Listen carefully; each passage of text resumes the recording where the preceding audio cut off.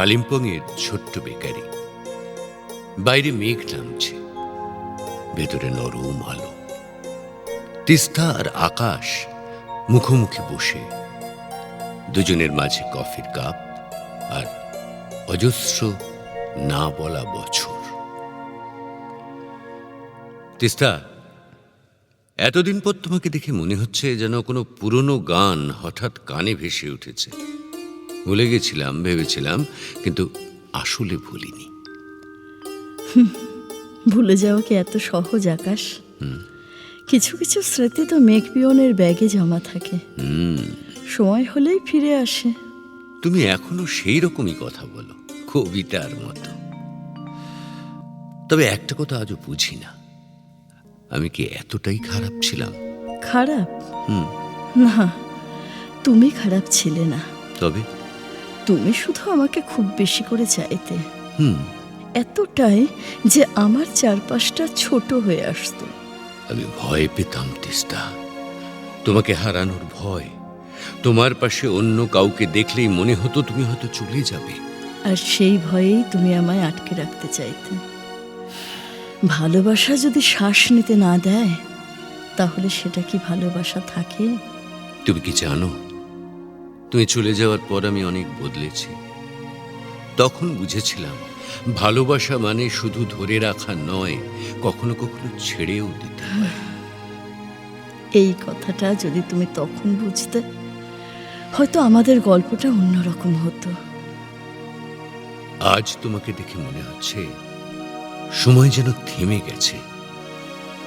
সত্যি তুমি কি সুখে আছো? সুখ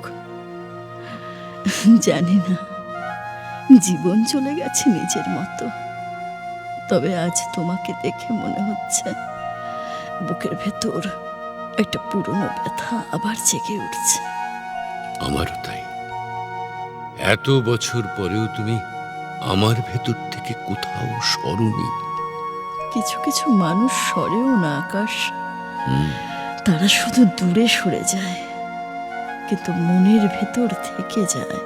আমরা কি আবার নতুন করে শুরু করতে পারি? না আকাশ, আমরা সেই জায়গায় নেই। এই 25 বছর আমাদের বদলে দিয়েছে। আমাদের ভালোবাসাটা এখন শুধু স্মৃতির মধ্যেই সুন্দর। তাহলে এই দেখা, এই কথাগুলো, এগুলোই হয়তো আমাদের শেষ চিঠি, যা আমরা কখনো লিখিনি। মেঘ পিয়নের ব্যাগে জমা থাকা সব মন খারাপের খবর আজ খুলে গেল। তুমি ঠিকই বলেছ। কিছু গল্প অসম্পূর্ণ থাকলেই বেশি সুন্দর।